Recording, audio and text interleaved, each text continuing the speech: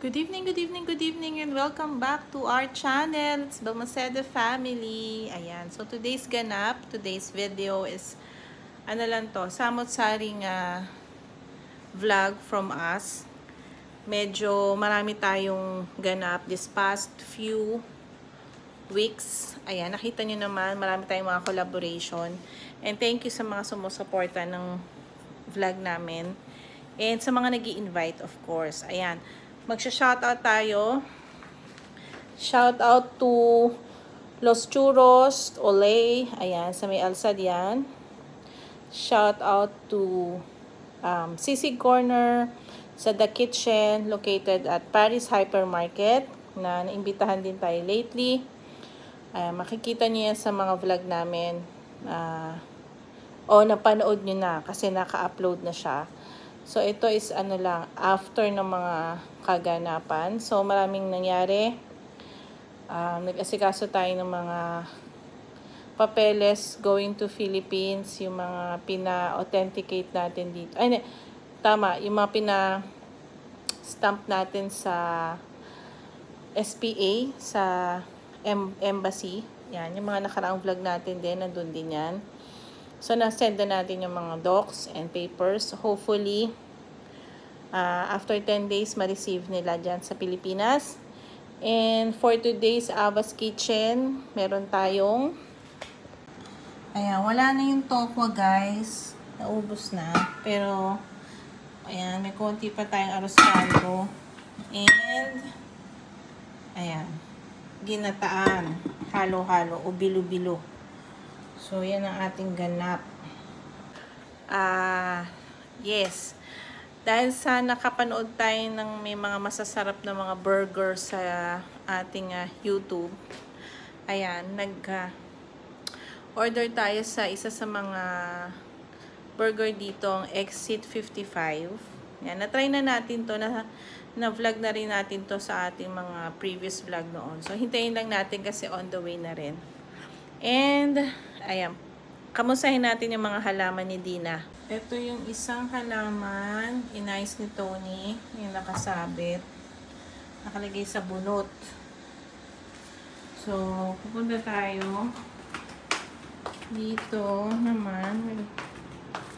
Ayan, kasi very soon darating na yung kanilang mga amo, kanilang kapamilya. Ayan. Pero ito, money tree. Alam niyo naman, si Doc Regal nagbigay sa atin yan. Pampaswerte. Ito yung mga ibang halaman. So far, so good naman. Except yung nandun sa room na dati pa naghihingalo. Ayan. Medyo ngayon naka-recover na siya. Pero hopefully, gumanda-ganda siya. Ayan. And yung isa, intindihin natin, sobrang pagod na pagod siya from work. So, ang dami nating comeback dyan. And yung dalawa, sarap buhay. Pigising ng hapon. Ayan. Tapos, ayan. Ano nilalaro nyo? NBA. Ba't yung isa hindi naglalaro? Laro na kami. Ayusin niyo yung nakaligpit na kayo ng damit. Okay. Yung bagong setup ng kwarto. Medyo lumuwag sila.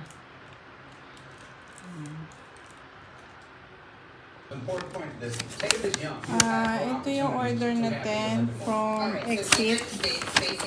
Pero may naiwan pa. May naiwan pa. Isang bag. Nakalimutan dalhin. Kasi lang ang binitbit ng rider. So, sabi, pupuntahan. May magdadalang iba. So, Exit 55, one of the, dito, burger store sa Qatar. Yung delivery boy, Pakistan yun, no? Makikipagtalo pa na, naiwan nga niya yung isang bag. Mismong store na tumawag na hindi kumpleto yung item. So, ayan, and try natin kasi nakita ko yung masarap na burger. Tawagin mo sila, Adam. Ito lang ang in-order ko. Para lang makatikim. Ayan.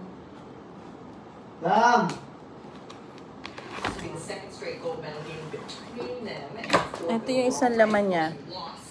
Ayan. Puro burger siya. Mini burger. May cheese, mozzarella stick. What do you think the biggest challenge is going to be here, Dave? I think the best defense is their offense, and that's trying to slow down Wemby by having them attack them. You got to use Joel Embiid and Anthony Davis. That's two guys that have really good experience and played them this past year. He's still Joel Embiid, and everybody's been waiting for and want to see him compose his well, getting deep into the paint, getting to the basket, and putting that shoulder on Wemby. Leaning on him, using his weight, and tiring him out. If he tires him out on defense, he won't be able to have his legs offensively to shoot the stretch. Normal fries dito na. This is when Joel's at his best, and when USA is at his best. The Lakers now. Cheeseburger nila. Use that shoulder, use that body. Best way to limit the shot blocker is go straight at his chest and directly at his face. And so you can't block the shot. Tikman lang natin. Nag-crave lang tayo. Mid-post area, attack him. Try to go around him a little bit, but mostly going straight to his chest. AD big finish at the rim. This is the best way to slow him down and make him tired and fatigued so he doesn't have his legs offensively. Dati yun. Right, so from the NBA to the world stage, you can see the Team USA centers here. Masyadong na ano yung bread. Nababad. To see that, or to see Rudy, or we haven't seen him very much here? I don't think so, because again, I know that Rudy... Parang napasama pa yung bili ko ng ano. Xbox. PS. Mas lalo silang mahirap anahin. Ayan.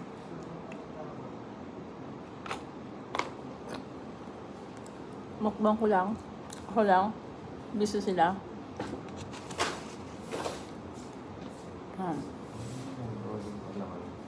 Continue eating. He is extremely important, with 6 of 10 on threes over the last 2 games. He is basketball.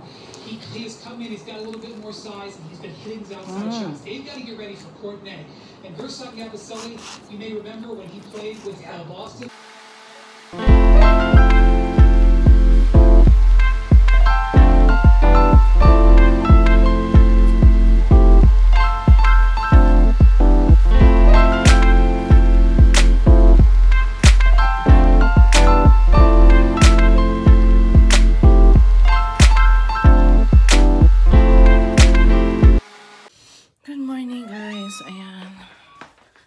Bagong gising, another new day. Si Adam umalis na. Meron silang date, anniversary ni Shane. So, check natin si Aram.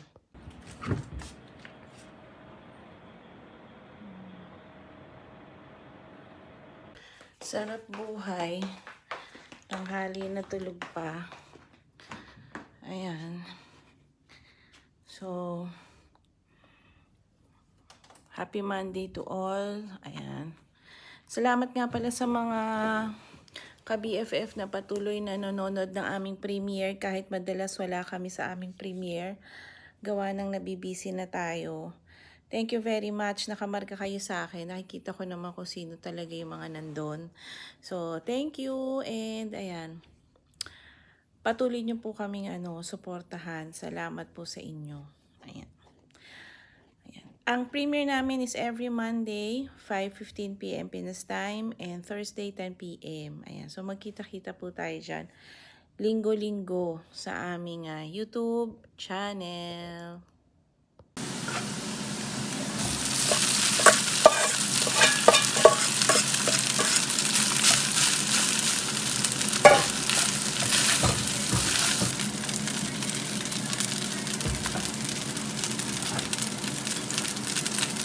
Turmeric para maging dilawan.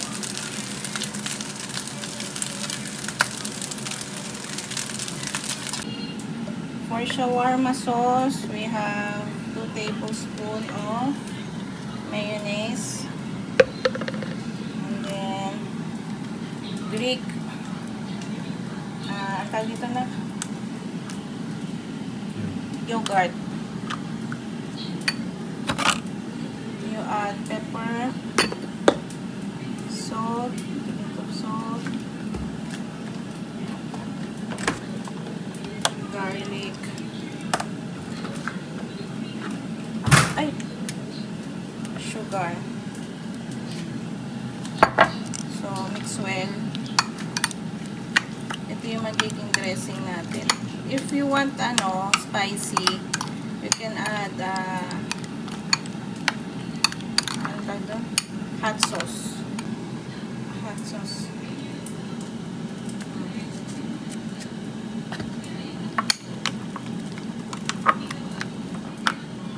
Tapos, garlic powder.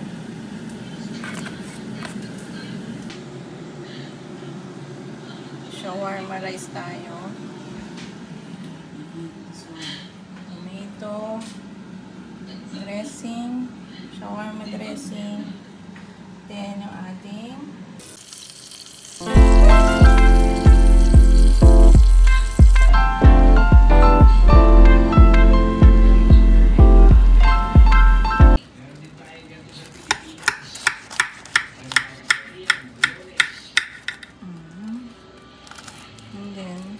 ka-BFF, this is my grilled chicken.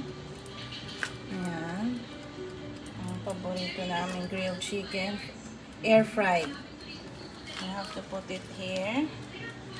Dahil ang team natin is shawarma. Ayan. We have sibuyas on the side.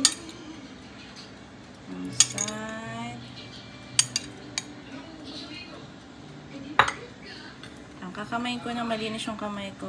A little bit of pipino, like shawarma. And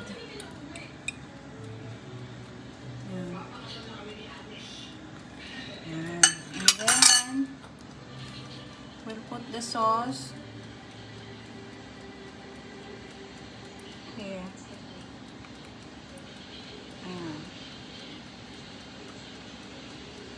Tapos, you can put on top of the rice also if you want.